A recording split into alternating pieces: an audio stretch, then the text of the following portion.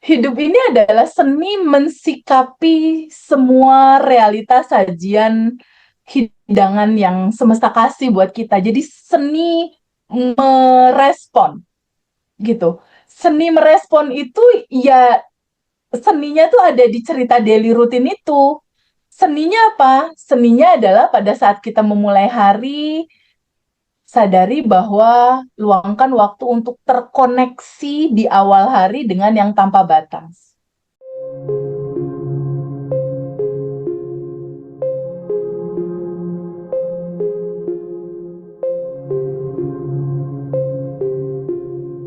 Assalamualaikum warahmatullahi wabarakatuh. Waalaikumsalam warahmatullahi wabarakatuh. Kita bertatap layar lagi dengan Teh Feby ya, teman-teman. Jadi kali ini kita akan dengerin beberapa testimoni dari sahabat-sahabat kita, sahabat Bandan Revolution dari masing-masing batch. Nanti akan memberikan kesaksian. Tapi sebelum itu mungkin Eh, seperti biasa, kita akan tanya-tanya dulu kepada kakak kita, kepada teteh kita yang tak henti-hentinya untuk mentransformasikan pengalaman hidupnya di teman-teman dan gara-gara transformasi hidup yang inspiratif dan menggerakkan itu banyak pula teman-teman yang hidupnya jadi berubah. Kita bersyukur ini tidak mungkin terjadi tanpa seizin Tuhan, tanpa seizin eh, Allah. Jadi sekali lagi kita bersyukur ya, tidak pernah berhenti bersyukur. Kita memang benar-benar nggak bisa apa-apa gitu ya. Kita bukan siapa-siapa. Sekali lagi terima kasih Tuhan sudah mengantarkan kita semuanya sampai di titik ini gitu. Teh, banyak sebenarnya yang ikut program ini, itu kan memang justru mereka semuanya datang dalam keadaan yang terpuruk gitu ya. Tapi Hmm. pelan-pelan mereka bisa bangkit, bahkan tidak sedikit dari mereka yang bangkit dari keterpurukan itu bisa melesat. Seperti apa caranya gitu ya, agar krisis itu, kondisi yang krisis itu justru bisa berubah jadi sebuah pintu berkat gitu. Misalnya kalau kita tarik juga ya di kondisi ekonomi kita saat ini juga gitu. Ini kan Ya, kondisinya lagi krisis juga gitu. Nah, bagaimana kita mensikapi hal-hal seperti itu gitu. Bagaimana juga TVB itu melihat peran rasa syukur dalam hmm. mengubah keterpurukan itu sehingga bisa disulap menjadi momentum untuk kebangkitan. Nah, kira-kira gitu Teh. Sebagai prolognya Ya, Teh. iya Mas Hendra, terima kasih buat teman-teman semua. Ini adalah mengawali Zoom pertama kali lagi nih Mas, kita Yes. ketemu sama alumni setelah sekian lama ya, bercerita, berkomunikasi untuk berbicara tentang bagaimanakah alur proses manifestasi itu terjadi dalam versi yang belajar gitu. Selama ini kan mungkin dengar cerita tentang proses manifestasi dari sisi aku, dari sisi Mas Hendra. Tapi ini akan menjadi satu hal yang sangat-sangat menarik sekali ketika manifestasi itu datang dari alumni. Ya. Kenapa? Karena hampir sebagian besar dari teman-teman yang belajar itu, yang alumni sudah manifestasi, titik mengawali perjalanan manifestasi itu pernah dilalui titik terendahnya yang mungkin teman-teman lain saat ini sedang rasakan, tapi mereka sudah melampaui atau melalui itu gitu. Jadi ini akan menjadi sebuah cakrawala baru gitu untuk kita merenung bersama bahwa sebagian besar teman-teman alumni itu bisa gitu bangkit dari sebuah rasa pertamanya awal berangkatnya sebelum belajar itu putus asa, bingung, cemas, terus kayaknya nggak ada solusi, kayaknya sulit untuk bangkit, kayaknya nggak mudah, itu menjadi sesuatu yang akhirnya kok bisa dilalui ya gitu. Nah, Sebetulnya gimana sih proses yang tampaknya itu sulit menjadi akhirnya bisa dilalui dan berhasil gitu. Kita bikin simpel aja sih Mas, alur berpikirnya gitu. Bahwa segala sesuatu yang kembali lagi menjadi natural, ketemu sejatinya kamu yang sudah bebas, bahagia, dan berkelimpahan, itu jalannya itu sebetulnya secara natural itu mudah. Secara natural itu mudah. Mudah dan sebetulnya itu siapapun mau memulai itu dari titik nol atau memulai itu dari titik minus atau memulai berangkat itu dari titik manapun, itu mudah. Semudah kita untuk duduk sadar bersyukur gitu. Jadi proses perjalanannya ini sebenarnya mudah. Kuncinya cuma mau apa enggak gitu, Mas. Kuncinya cuma mau atau enggak kita terbuka untuk bersyukur. Nah, kata keluarnya kayak gitu. Nah, ketika kita sudah ngambil keputusan, aku nggak mau nih dengan hidup yang kayak gini gitu. Aku nggak mau loopingan terus terjadi. Aku nggak mau penderitaan ini terus menghantui hidupku. Di titik kesadaran bahwa aku mau berubah, aku nggak mau hidupku seperti ini, hidup yang cuma satu kali seperti ini. Di titik itu, ayo teman-teman semua ambil keputusan untuk berubah.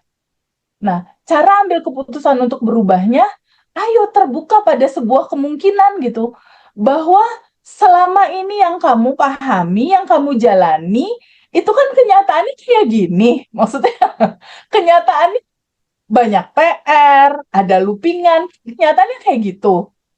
Artinya, ketika belief kepercayaan atau data-data lama kamu pegangin, kamu masih tetap di dalam judul kamu yang lama, itu kan kenyataan realita kehidupan kayak gini. Artinya kalau misalnya tetap bertahan di dalam posisi saat ini, datanya masih data lama gitu ya, yang saat ini, iya bisa dipastikan realitanya akan tetap begitu gitu. Kalau nggak ada perubahan habit, nggak ada perubahan kebiasaan, nggak ada perubahan cara berpikir, nggak ada perubahan cara merasa, dan nggak ada perubahan getaran frekuensi, realitamu pasti akan sama. Hmm. Renungannya gitu aja. Karena di dalam sebuah ungkapan yang kita selalu dengar, dunia berbuat, akhirat berbuat. Gitu.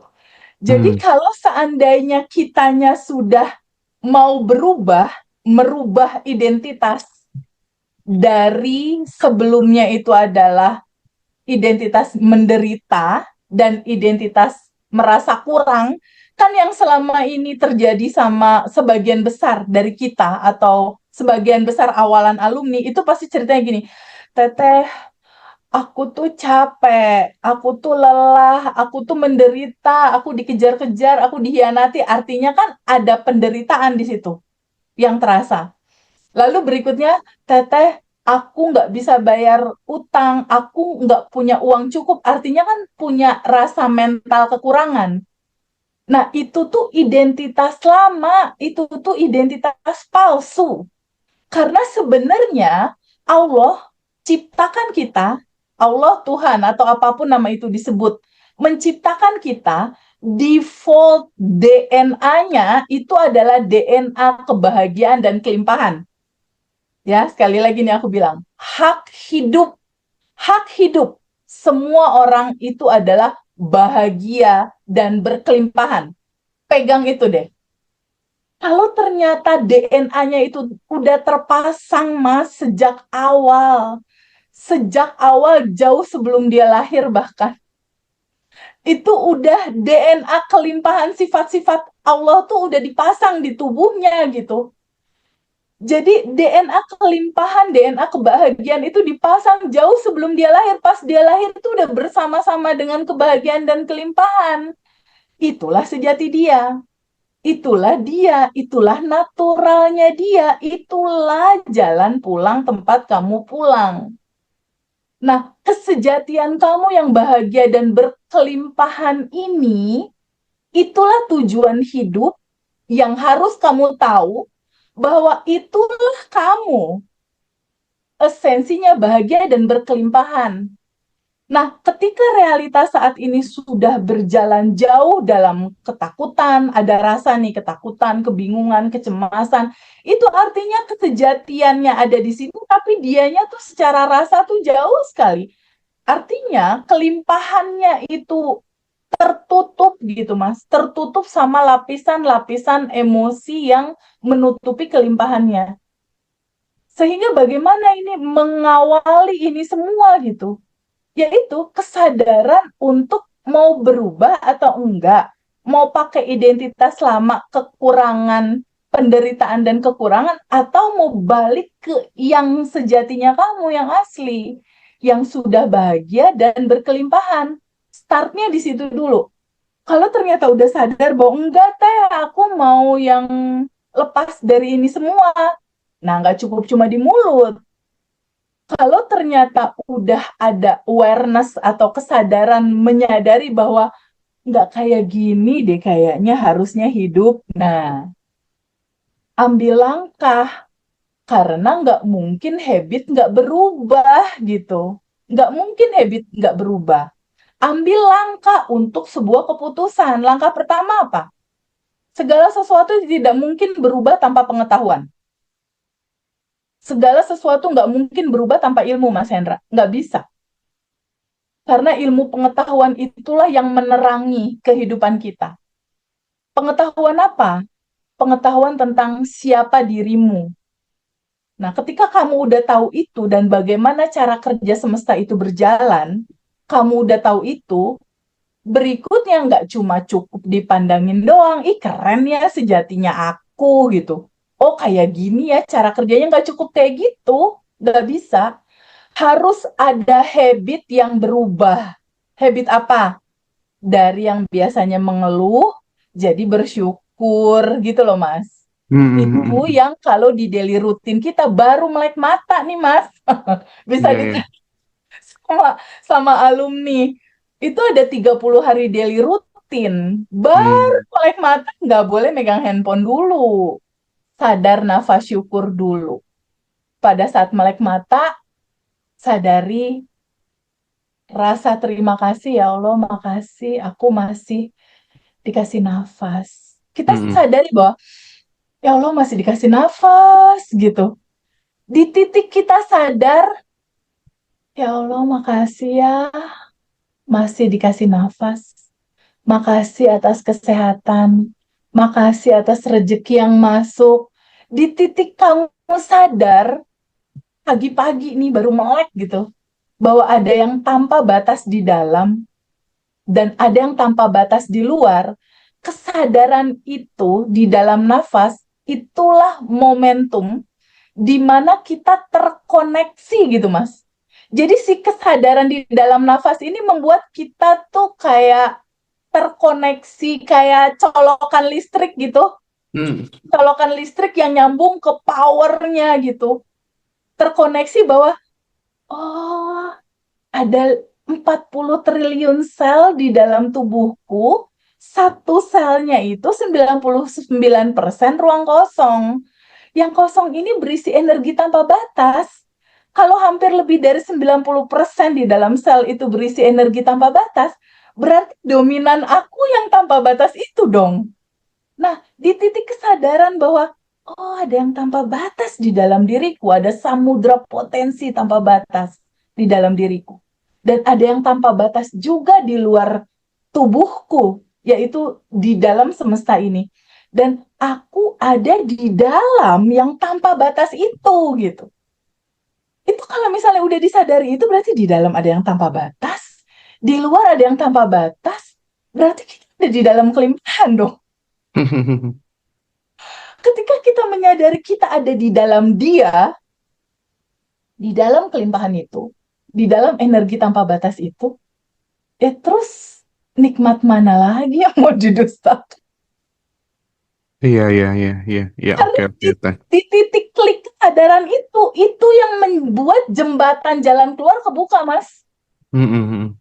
Jalan keluar kebuka, masalah terurai, tiba-tiba segala potensi kemudahan datang. Itu Mas sadar nafas syukur sebetulnya. Ya, jadi pada prinsipnya tidak mungkin seseorang itu bisa berubah tanpa diawali dari kesadaran dulu gitu ya. Dan ketika kemudian kondisi kita lagi berada di krisis gitu ya, bener-bener lagi minus gitu, maka hmm, kita akan sulit menggunakan berbagai macam cara sepanjang identitas kita belum terjadi perubahan, belum berganti gitu. Nah, pentingnya Ya, di materi kelas kita ada abandon identity ya. ya betul, betul. Ini mengarah ke sana gitu ya, teman-teman gitu. Tapi karena tadi Teteh menyinggung ya soal daily routine gitu, Teh. Ya, Daily routine ini kan sering dianggap sebagai sesuatu yang sederhana gitu. Tapi ternyata justru disitulah kunci kuncinya. keajaiban itu bisa muncul ya, Teh ya. Betul banget, betul. eh Tapi gini loh, kita kan pengennya dari daily routine itu bisa membuka sebuah jalan gitu, jalan kelimpahan lah ya, bukan hanya sekedar sebuah rutinitas gitu. Nah, pertanyaannya mungkin untuk Teteh gini Teh. Supaya kemudian teman-teman tidak berhenti di tengah jalan dan bisa menjadikan daily routine ini benar-benar sebagai gaya hidup gitu, menjadi lifestyle, tidak hanya sekedar 30 hari. Itu apa mungkin pesan dari Teh Feby untuk sahabat teman-teman semuanya? Ya, jadi daily rutin yang sampai ke tangan-tangan teman-teman yang saat ini udah dibagikan sama alumni, jujur aku itu jalanin banget, Mas. Apalagi yang sadar nafas syukur itu. Karena kayak udah jadi menjiwa gitu. Jadi pahami bahwa hidup ini adalah seni. Hidup ini adalah seni mensikapi semua realitas sajian hidangan yang semesta kasih buat kita. Jadi seni merespon gitu. Seni merespon itu ya seninya tuh ada di cerita daily routine itu. Seninya apa? Seninya adalah pada saat kita memulai hari, sadari bahwa luangkan waktu untuk terkoneksi di awal hari dengan yang tanpa batas. Karena ketika kamu terkoneksi lebur, menyatu, larut bersama yang tanpa batas, kamu akan jadi sumber semua kemudahan. Karena melebur bersama itu gitu, di sadar nafas syukur pagi-pagi. Jadi kefahaman yang lebih deeply lagi gitu, lebih dalam lagi bahwa itu bukan hanya sekedar menggugurkan kewajiban, tapi itu sebuah kerinduan untuk masuk, melebur bersama yang tanpa batas itu di dalam nafas. Jadi di setiap desahan nafas tuh yang, ya Allah terima kasih. Itu nikmat banget sih, Mas. Kalau Mm-mm. buat aku tuh kayak candu gitu. Daily rutin tuh buat aku tuh kayak, itu sesuatu yang apa ya, bonding mesranya aku sama yang menciptakanku gitu. Jadi nggak lagi ngelihat itu sebagai daily rutin, tapi kayak udah mendarah daging di dalam jiwa gitu. Itu yang pertama. Yang kedua, daily rutin berikutnya adalah menerima dan melarutkan lapisan emosi, atau kita biasa bilang itu adalah rilis. Selama ini kita memahami rilis itu secara substansi, rilis itu kan melepas gitu kan ya, melepas ya. Padahal sebetulnya jauh sebelum judul itu dilepas, substansi inti dari rilis itu adalah sambut dan terima. Izinkan sambut dan terima semua apa yang hadir di dalam kehidupanmu. Kenapa? Karena jiwa ini harus mengalami semua spektrum rasa. Jiwa ini harus mengalami tuh Mas, kebahagiaan. Itu tuh harus teralami, ngalir, flowing lewat dia gitu. Begitupun kesedihan, kebahagiaan, kelancaran, kesulitan, karena itulah hukum keutuhan. Ada siang, ada malam, ada bahagia, ada sedih. Itulah satu paket timbal kehidupannya. Kalau kita bisa menari dengan semua rasa sajian semesta, itulah seni dari hidup. Kita akan sangat bisa menikmati apapun yang terjadi di dalam realita kita. Karena substansi kehidupan itu cuma ada dua, Mas. Cuma ada dua. Pertama, itu adalah substansi realita yang kita rasakan di sini. Yang kedua adalah substansi realita yang ada di luar. Bisa dikatakan ada realitas primer. Primer itu yang kita rasakan di batin, itu primer. Hmm. Dan yang kedua adalah realitas sekunder. Sekunder itu adalah yang di luar tubuh kita, gitu. Nah, realitas sekunder ini biasanya dipengaruhi dari realitas primer, gitu. Karena yang sekunder ini pantulan dari primer, pantulan dari dalam ini. Jadi kalau kamu mau bikin asik realitas sekunder kamu atau realita hidup kamu secara fisik, di sini dulu dibikin asik gitu dalam bahagia dan kelimpahan dan merasa bahwa aku dan Allah aja udah cukup gitu. Hmm. Aku merasakan dalam nafas, merasakan dan tahu bahwa Allah tuh baik banget merancang aku untuk bahagia dan berkelimpahan gitu. Dan asiknya kan kalau di Abundant Revolution kita ngerasainnya bareng-bareng. Iya, itu sih yang Ngerasainnya bareng-bareng, jadi prakteknya powerful ya bareng-bareng. Teh ya. Jadi powerful banget, ngerasa ada temen dan ngerasa ditemenin. Ngerasa ditemenin itu penting banget. Karena gini Mas Hendra, Hmm. realita di luar tuh nggak bisa kita kontrol, Mas. Kayak contoh ada demo kemarin di Jakarta atau di beberapa kota, kita bisa kontrol nggak? Itu nggak boleh terjadi, nggak bisa kan? Bener Iya. nggak? Di luar tubuh kita tuh kita nggak bisa kontrol. Tapi kita kan bisa men-set up seni cara kita mensikapi situasi di luar. Karena setiap apapun respon yang kita ungkapkan dalam rasa, dalam sikap, itu menentukan yang terjadi sama kamu besok gitu. Sikap di dalam sini merespon realita yang lewat ini, inilah yang menjadi dasar realita berikutnya terjadi tuh dari sikap respon yang sekarang. Itulah sebetulnya daily rutinnya Abundant Revolution itu juga bisa kita sebut sebagai sebuah seni dalam menjalani kehidupan yang penuh perayaan. Keren, keren. Iya, iya, iya, iya, Teh. Oke.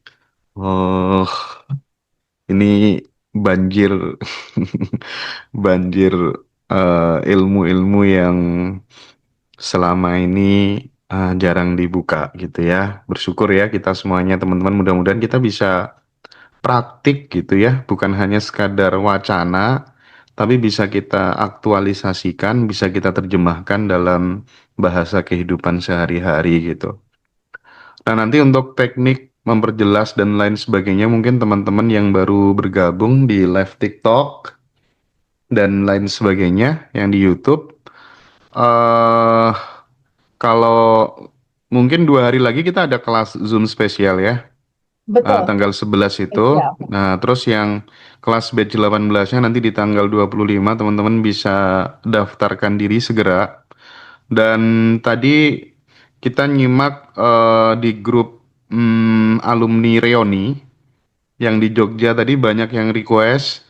Nanti yang di bulan Desember setelah tanggal 20 itu kita reuni, Mbok Yao, besoknya itu kita jalan-jalan bareng Teh Feby gitu. Nah, kita Apa sih sebenarnya idenya? kita nggak ada ide itu, kita nggak ada sih. Cuman karena itu datang dari teman-teman, mungkin nanti biar bisa dihandle sama ini ya, dihandle sama tim ya, sama Mbak Manda dan kawan-kawan deh. Nanti silakan nanti teman-teman biar dikoordinir aja baiknya bagaimana gitu. Kita idem aja ya Teh ya. Ya, jadi Ya, nanti di Bali itu konsepnya berarti Mas Hendra kita nggak hanya ketemu di dalam ruangan ya. ya. Kita juga ketemu outdoor ya di luar ruangan kan kayaknya lebih rileks, Kayaknya lebih menarik ya. asik, lebih Kalau lepas gitu kan. kita naik kapal bareng ke Nusa Penida gitu ya. Waduh.